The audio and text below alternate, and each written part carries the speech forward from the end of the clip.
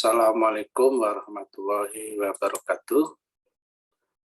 Pada kali ini saya akan memberikan beberapa materi tentang pembelajaran yaitu ilmu sejarah di bab pertama, yaitu tentang manusia dan sejarah.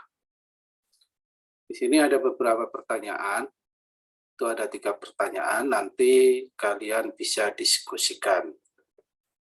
Di antaranya yaitu gambar-gambar tersebut.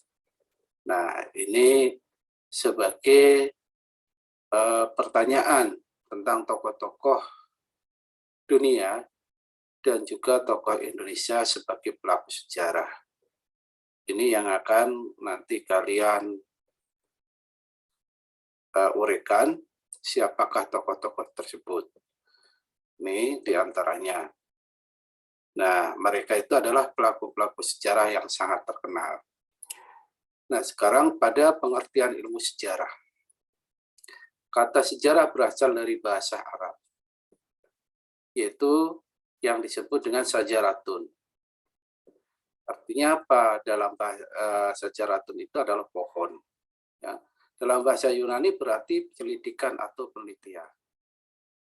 Nah, sejarah adalah ilmu pengetahuan yang mempelajari berbagai kejadian atau peristiwa penting dalam kehidupan manusia pada masa yang telah lampau, yang sudah silam. Kalau menurut tokoh yaitu Kunto Wijoyo, mengajarkan bahwa sejarah adalah ilmu tentang manusia dan waktu, mengenai sesuatu yang mempunyai makna sosial dan ilmu tentang sesuatu yang terinci. Inilah bahwa manusia dengan waktu ini saling berkaitan. Kemudian bagaimana peran manusia dalam sejarah? Sejarah hanya memiliki makhluk yang memiliki akal, budi atau kesadaran. Yaitu siapa? Manusia. Jadi hanya yang mempunyai akal. Selain manusia, tidak bisa sebagai pelaku sejarah. Contoh, dalam para tokoh penggerak sejarah Indonesia, dalam kemerdekaan Indonesia, ini ada Soekarno, ada Muhammad Hatta, ada Syahrir. Kemudian gerak sejarah. Gerak sejarah itu diantaranya adalah yang pertama hukum faktum. Yang kedua adalah pandangan reanisan. Yang ketiga adalah pandangan Ibnu Khaldun dan pandangan materialisme historis. Hukum faktum itu adalah alam penentu gerak sejarah. Sedangkan pandangan Renaissance dan pandangan Ibnu Khaldun itu manusia penentu gerak sejarah. Karena apa? Karena di situ ada gerak sejarah spiral maupun gerak sejarah linear. Sedangkan alam penentu gerak sejarahnya adalah gerak sejarah yang ada di dalam tujuan tersebut. Nah, pertama, gerak sejarah tanpa tujuan dan selalu berulang. Ini gerak sejarah menuju kemajuan dan kesempurnaan manusia. Kemudian, kalau secara viral, pola gerak sejarah yang terus berulang seperti perputaran namun tidak mengelilingi dirinya sendiri ke arah semula, melainkan ke arah lain yang berpola sama. Jadi ada bentuk lingkaran, bentuk lurus, dan bentuk spiral. Ini mempunyai makna yang berbeda-beda. Kemudian manusia dalam konsep ruang dan waktu dalam sejarah. Contohnya apa? Proklamasi.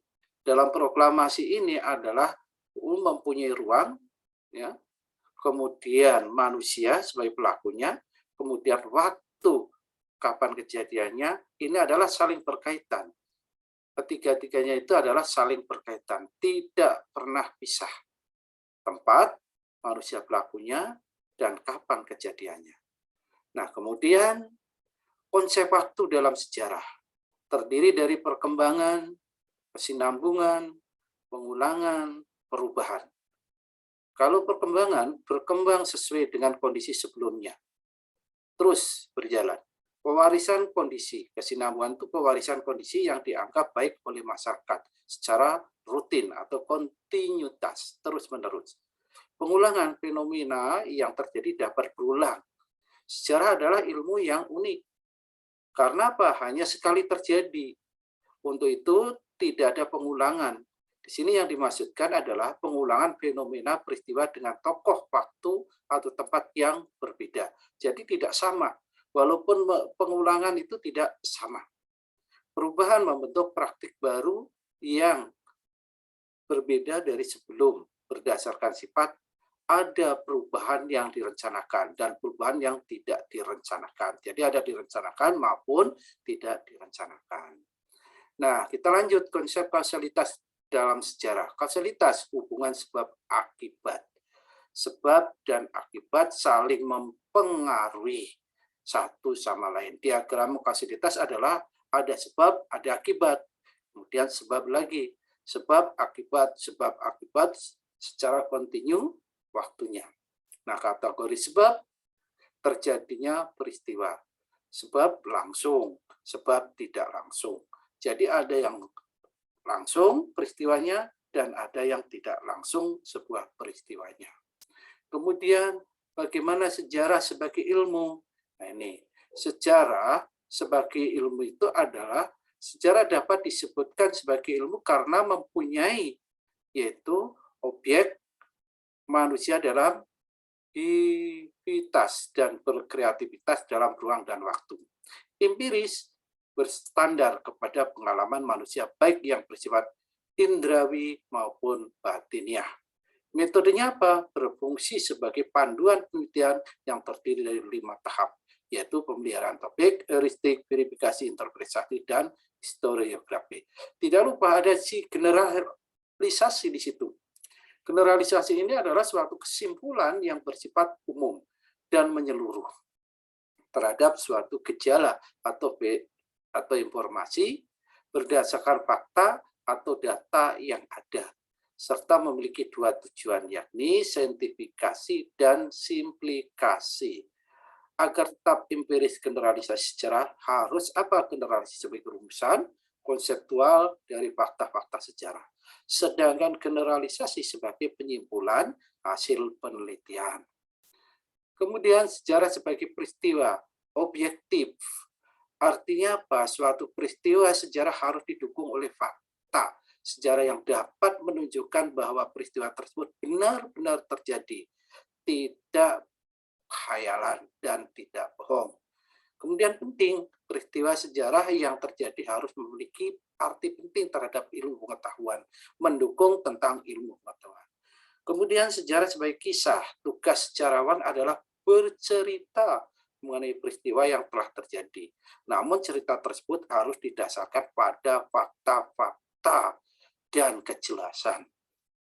Kemudian sejarah sebagai seni terkait historiografi atau penulisan sejarah karena sejarawan memerlukan intuisi dan imajinasi melibatkan emosi serta menggunakan gaya bahasa yang khas dan dapat dimengerti oleh pembaca.